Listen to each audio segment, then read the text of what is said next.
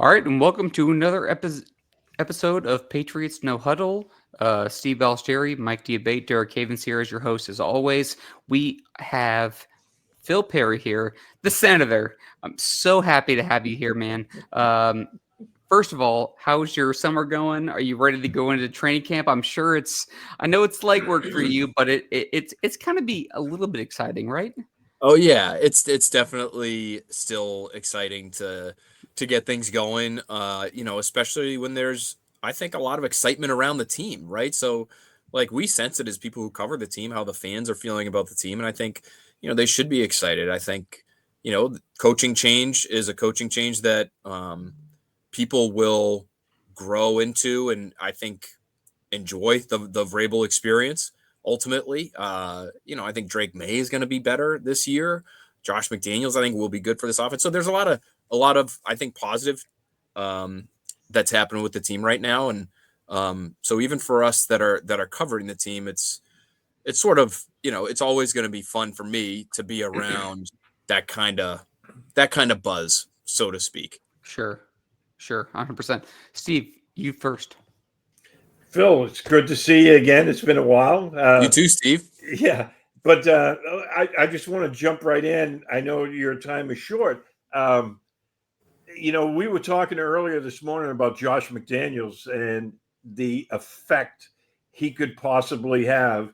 We were talking about uh, the last season he was here when Mac Jones was a rookie and the difference, you know, um, between this past season and that.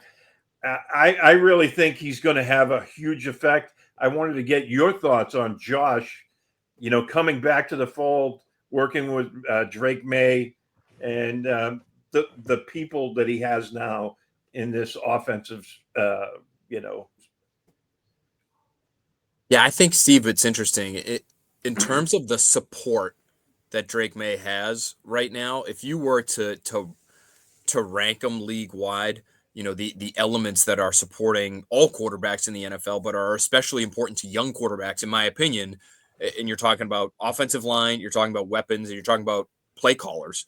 I think Josh McDaniels is of those three for the New England Patriots the best of that group if you were ranking them again 1 through 32. I actually did it recently for our next Pats podcast, and I had McDaniels as the 11th best offensive coordinator, play caller uh, in the NFL right now, which is close to the middle of the pack, but still above average, which I think is a fair place for him. Whereas the weapons, I'm still waiting to see on somebody like Stephon Diggs. I had them ranked 31st out of 32, and it just comes to their weapons. And when it comes to the offensive line, even though they're better, and even though I like the Will Campbell pick, they're still bottom half of the league in my opinion. They were 24th when I put that exercise together. So if this offense is going to be good in 2025, I think it'll have to be in large part because of Josh McDaniels. It could also be because Drake May takes a significant step forward and he can elevate a group that is still, to me, around him below average. But, I believe in Josh McDaniels as a play caller and as an offensive coordinator and somebody who can get something out of less than pieces. Like, I think that year you bring up is a great example and it should give Patriots fans hope for this season in terms of what might they see on the offensive side of the ball. It's a year, obviously, rookie quarterback who was not as physically gifted as the guy they have now, an offensive line that was okay, and weapons that were, I would say, pretty comparable to what they have this year. That 2011 team was, it was Jacoby Myers, who I think is a good player, and he was a good player from them that year, and Hunter Henry, who's a good tight end, and they'll have him back this year. But it was, Nelson Aguilar, Jonnu Smith, they were trying to get figured out at the time. They didn't have much, and that ended up being a top 10 scoring offense. That was a top 10 team in terms of EPA per play offensively, and they were top 10 in success rate. And they were very up and down. They had some big games against the Browns and the Jaguars, I think, that year that probably inflated their numbers a little bit. But, to have those types of numbers with the personnel they had, I think is a huge credit to McDaniels. So to answer your question, like, I think he's gonna be somebody who takes advantage of May's running ability. I think he's gonna, have some of those throwback elements that we've seen from the past from him in terms of using the fullback. I think that's going to be back. And they're going to give Drake May a lot of responsibility at the line of scrimmage because he's always done that with his quarterbacks. And, we'll see how well May handles it, how well somebody like Diggs, whenever he's healthy, is able to be up to speed in this offense. But I think there is a path to them being an efficient team on that side of the ball, even though, like I said off the top of this answer, I think the pieces around May are below average. If you're looking at the rest of the league, they could still get a lot out of this group because of the guy calling plays. Mike, I want to go to you next. Real quick though, Phil, something that you said, I'm kind of curious. And we kind of talked about this on our regular show prior to you being on here. With Josh and like Mac Jones, for example, very conservative, not throwing into the end zone, just really kind of making sure that he is kind of connecting the dots, I guess, so to speak. And I feel like with Drake, he has a little bit more flexibility because there's more physical talent. Not a shot at Mac or anything like that, but like that just is what it is. Do you feel like that? Like, do you feel like Josh is going to let the harness loose a little bit, I guess, so to speak? And do you think that that Drake will be able to go ahead and obviously it's going to build. It's not going to be from week one, but like as we roll through the season or the week, like, do you think that he's going to go ahead and build through that? Yeah, I think he has to. That's just who Drake May is, and I think Drake May will end up being, he's talking about offensive weapons. I'm thinking, for the most part, pass catchers, ball carriers, but Drake May is going to be his best weapon offensively this year. Like, so you want the ball in that guy's hands, and you want him to do what he does well, which is throw the ball down the field. You want him to be able to use his legs, so you want to encourage him to run, and not only in scramble situations, but allow him to run and design quarterback run situations, which the Patriots last year refused to do. And they were very open about how they did not want to call running plays for him because they wanted to try to keep him healthy. And then that changed toward the end of the year because they couldn't score points, and they were trying, they just couldn't square the logic where, we're trying to do everything we can to win these games, but we're also going to just tell him not to run, even though he's already probably as a rookie, like our best offensive player. Like, so McDaniels will do those things. I think you'll see an offense that is a little bit of a melange, guys, of 2020 with Cam Newton and a lot of design quarterback run. It won't be that much, but you'll see some of that stuff.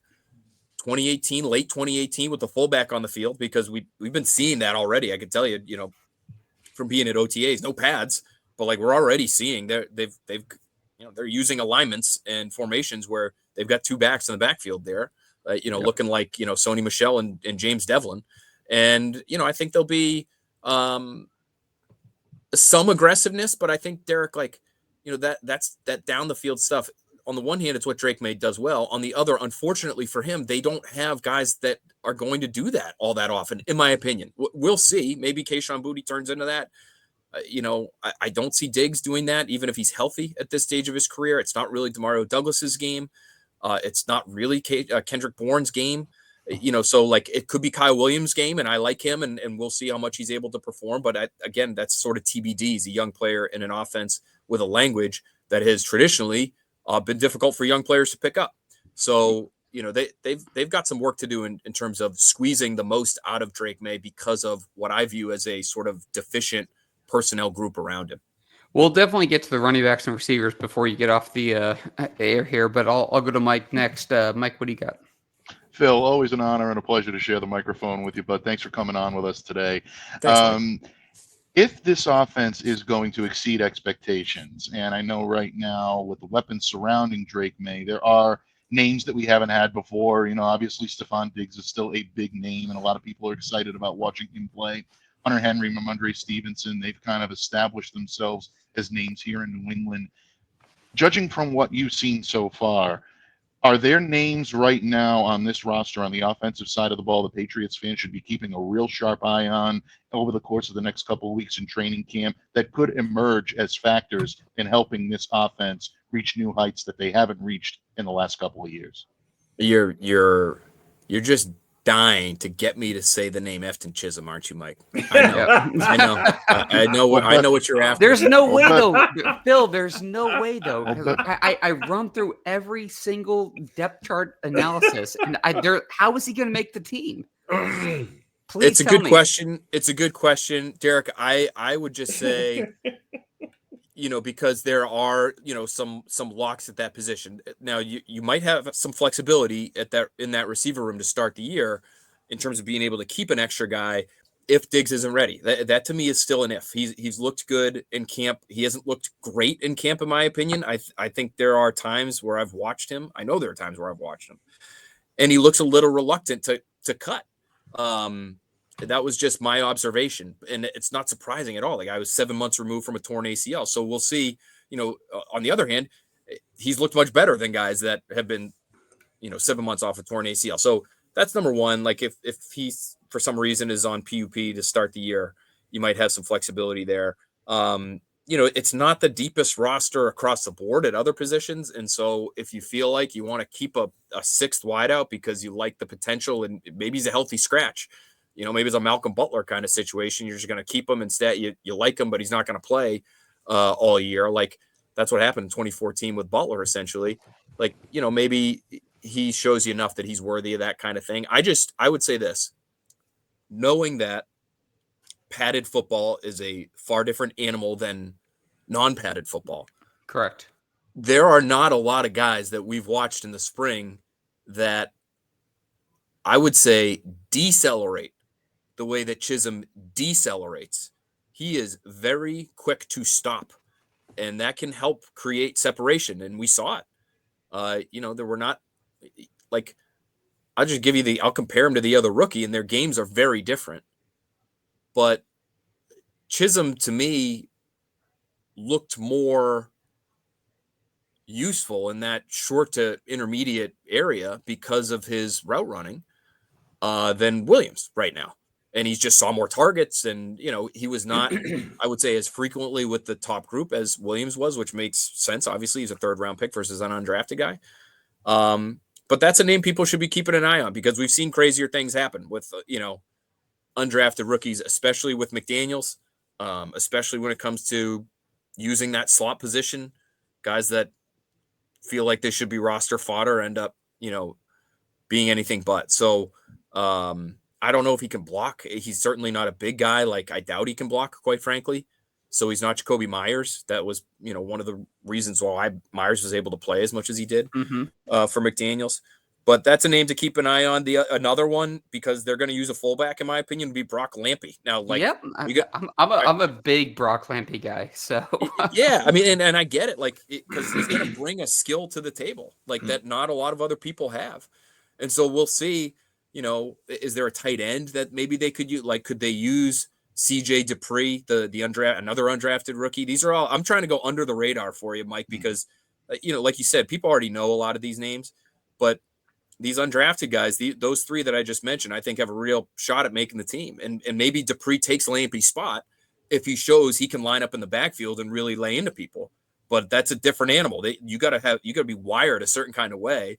And Lampy, to me, probably is the best fit there, because he's already shown, at the college level at least, a willingness to take on that kind of role, whereas Dupree was more of like a traditional tight end. So, those would just be a handful of names, because, I think the depth of tight end, even though they have Hooper and they have Henry, it's not amazing depth. And so Dupree, because of his size and his pedigree coming from Alabama, even things like just watching him work with, Mike Vrabel closely in some of these special teams drills, like, during OTAs, it felt like he was getting a little, some special time with the head coach. Like, those are the kinds of things that I'll be paying attention to in camp to see if, any of these guys can crack the roster. Well, Awesome for stuff. running back, to me, I feel like it's going to be Stevenson, Gibson, and Henderson, and then Lampy. If he does crack the 53, he's going to be kind of in that mix of, like, maybe he's the tight end, H-back kind of type. Like, maybe he's in that fourth mold. McDaniels traditionally has 4 running backs, in that mold. Receiver, you're looking at, assuming Diggs is not on PUP, It's going to be Diggs, Williams, Pop Douglas. Is Kendrick Bourne traded? Where's Javion Polk? Where does he land on that? I don't see Javon Baker making the roster unless he's on a practice squad or gets picked up by somewhere else. Where do you see the receiver position? Because I feel like it's really confusing. Because I have a hard time just like kind of going through the roster. I have a hard time picturing only 6 guys, and I can't see 7 because 7's a lot. Yeah. So like, where do you see the receiver position kind of like, I guess, where do you see that whole thing falling? Yeah. And I would also, a name that we have to include in this conversation is Mac Hollins. Of course. If he's healthy, he's going to be on the roster. He was guaranteed, I think it was $3 million fully guaranteed. Like, they're not flushing that down the tubes and cutting him.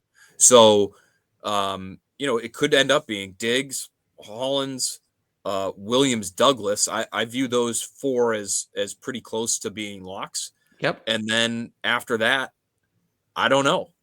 You bring up Bourne. I think he's a really interesting name. On the one hand, he had a really good year with Josh McDaniels in 2021, his first year here in New England, and it seemed like McDaniels understood how to get something out of him.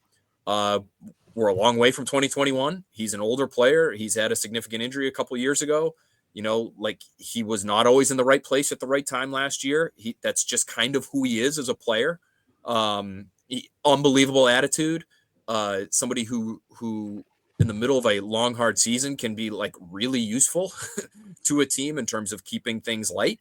But I would not put him in the lock category right now. And so, if you're Chisholm, you're fighting for that, that 5th spot with somebody like a Bourne, who again has experience with the OC, like Jalen Polk, who was a 2nd-round pick a year ago, although he wasn't this head coach's 2nd-round pick or this offensive coordinator's 2nd-round pick. So let's see where he falls. I'm with you. I don't see Baker being a long-term staple here, but injuries can help open up spots for guys. Hollins really didn't practice all spring. He's been dealing with something lower body wise. So let's see. Do you know if he's healthy? Because I heard he was hurt, but then I also saw a video on Instagram of him, doing like I want to say it was like 185 pounds, like overhead weights in like Australia. So like, yeah, it's like, I don't know if you saw that or not. He was banged up in the spring. He didn't practice. And it wasn't by choice. So, but he was there. So I think, it doesn't seem like the kind of thing that'll keep him out for an extensive period of time, but let's see. So that to me is there's a couple of question marks based on health, and there's a couple of question marks just based on skill and projected productivity with Bourne, Polk, and Chisholm. That's kind of where I sit right now. And guys, this is just the content creator, the team content guy that I am. But I'm also looking at some of these disgruntled receivers across the NFL, and I'm saying to myself, why wouldn't the Patriots be interested in these guys? They need receiver help. They've got a bunch of NFL caliber guys, but a lot of them are 2s, if not 3s. And so if Jawan Jennings is really disappointed and is looking for something, and the Patriots have a need at receiver, I'd be open to acquiring him. If Terry McLaurin can't get a deal figured out in Washington, I'd be calling every day Adam Peters and trying to pry him out of Washington, because I think he's who has a connection already with the team, of course. Yeah, and I don't see Washington honestly moving on from him, because I think he's too important to what they do. But if they do, they haven't gotten a deal done yet. Go make a real offer. Offer a 2nd, offer a 2nd and a 4th, offer a 2nd and a 3rd. Like, I'd be willing to go to pretty great lengths, and that's just me. But I believe in Terry McLaurin. I know he's going to be 30 in September. Like, you need that, and you need to start pushing. And they tried this offseason with guys like DK Metcalf, to go and get a really talented player at that position. They would, they tried obviously with Chris Godwin. They threw boatloads of money at him, and he said no. You got to show a little bit of urgency, a lot of urgency, in trying to surround your young quarterback with real pieces. You look at these other young quarterbacks, guys.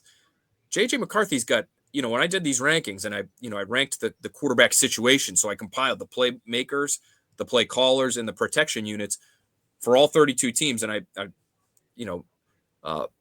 compiled those scores together and came out with an overall score to sort of determine who had the best quarterback situation overall. When you factor in those three things, those three elements, the Vikings are one overall because they're really good across the board. The Bears are way up there, top 10. The Commanders are up there, top 10. These are all young quarterbacks who are in great quarterback situations. You need to get on that level to see what you have in your young quarterback, and they're really not close right now with what they've given Drake May. I want to go to Mike and Steve again real quick, but I'm going to ask you a little bit of a curveball. Not really much. Nothing you're not prepared for. McLaurin and Henderson from the defensive end for Cincinnati. Both are kind of, I guess on the block-ish. They're having contract disputes. The Patriots, I would say they could use another edge rusher. They could use another receiver. If you had to pick one, which one would you pick? McLaurin, no question. And I wouldn't hesitate. I know Hendrickson's a really, really good player. He had 17 and a half sacks last year. He had 17 and a half sacks the year before. Yep. He's a stud, first team all pro. I don't really care that he's 30 years old, although I do look at that, especially with pass rushers. The need for explosiveness is so significant, and the physicality at that position is so great, obviously, that I think sometimes, even though speed is obviously paramount at receiver, I think in some ways you can age gracefully a little bit easier at receiver than you can on the edge. I also would just say with McLaurin, like McLaurin's 30, but he might be, and this might just be my bias because I like him as a player, but is there any chance he's sort of a younger 30? Because when he came out of Ohio State, like he really didn't play for Ohio State for a few years. He was a late bloomer there. He was like a junior before he really blew up. Yeah, he doesn't have the miles that some other guys that are that age. He doesn't have that same kind of, long-term, workload. Now he's been 1,000-yard receiver and he doesn't get hurt. I just think he's such a pro, and that's just it's such a significant position of need. Whereas I think, and that's really what I would come back to, and that's what I should have probably listed off the top when it comes to debating between these two guys. It's not that I think the Patriots are loaded at edge. It's really anything but I think defensively, they can handle a little bit of a deficiency there because of what they have at D tackle, because of what they have at corner. Whereas at receiver, if Diggs isn't the Diggs of, early October last year, September last year in Houston, like, I don't know who your go-to guy is. And they need that offensively. You can't get by and just hope that the quarterback's going to bail you out of every single situation because he's got some physical talent. I'd go McLaurin just based on the position that he plays, really primarily. Makes sense. Steve, to you, and then Mike, to you next. Well, we're pushing up against the time that Phil has. That's all right, Steve. What do you got, buddy? All right. Well, I just wanted to talk about the defense really quick. Earlier this morning, the three of us were talking. I really think the secondary is going to be a huge strength of this team. They're so loaded at safety. We were talking that could there be a possibility and that Kyle Duggar is not on the team this year? It's a good question. He had a rough year last year. I give him a lot of credit actually for playing as much as he did because he was so clearly hurt for such a significant portion of the year. Yeah. I think he's going to be on the team this year. I think he embodies the way Mike Vrabel wants to play. I think Peppers is similar. Both violent, versatile, smart players. And I think what they have in the secondary, specifically at safety, really meshes well with where defense is going in 2025 in the NFL, where you see a lot of these too high shells, right? You're trying to take away explosive plays. It can open up running lanes for opposing offenses when you do that. It's why running is up in terms of the, number of attempts and, the efficiency of offensive running games across the league. are up because of the way defenses are playing. It's what they're giving offenses. But I think with guys like Peppers and Duggar, you can help mitigate some of that because they're so physical, because they're not your traditional, whatever converted corner playing safety. Like, these guys want to hit you. They'll put you on your ass as a guard when given the opportunity. Like, they've done that. We've seen them do it. So I think they fit Vrabel's scheme really well. I think they fit where defense is going now. The one question I have with this defense is, even though those guys are good against the run, they are still safeties. They're not linebackers. And if there are teams that are really committed to running the football, are they big enough across the board to handle it? So the secondary is great. If you're coming in, you're probably not feeling great about your opportunities thrown in one-on-one situations to Carlton Davis and Christian Gonzalez. So you come in wanting to run the football. Are the Patriots big enough at D tackle? Is Milton Williams going to play a lot against the run? He, is a guy who's played less than 50% of the snaps in Philadelphia, and he's not really known as like a run stuffing type. He's not a huge body. You swap out Devon Godchaux for Milton Williams. I like that trade-off, but I don't know if I love it on first and second down, right? So, and at linebacker, Robert Spillane, Jack Gibbons, these aren't like massive human beings. I think they can play the run and play it well enough. But that is one question I would have, is that their secondary is so good. And I think opposing offenses, number one, they're starting to run more anyway. But I think against the Patriots in particular, they're going to want to run. Can the Patriots stop it? That to me is the big question. The strength is the secondary, Steve. You're right. It's the other stuff that I would wonder a little bit about. Are they going to be able to hold up if teams try to really wear them down with their running games? Because it's where the game is going. That's, the best offenses in football last year were the best rushing teams in football last year. So how they stop that, to me, is a significant question going into this year. Absolutely. Mike, real quick, before we let Phil go, what do you got? Absolutely. Well, Phil, I'll cede my time because I think that you've given a thorough explanation of just about everything we need here to get us ready for training camp. Folks, they call him the senator for a good reason, because we could use men like him in Washington, and I say that sincerely. The city needs people honest, and Phil is among the most honest and among the most honorable in the business. So check out everything he does on NBC Sports Boston, as well as follow him on Twitter. A great Twitter follow as well, at Phil A. Perry.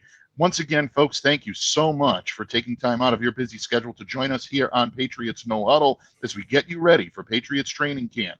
On behalf of my Patriots paisan, Steve Balistrieri, my good friend and colleague, Derek Havens, and once again, Phil Perry of NBC Sports Boston, I'm Mike Debate, reminding all of you to stay safe, to stay well, to be the change that you wish to see in the world. Have a great day, everyone, and we'll see you back here next time on Patriots No Huddle.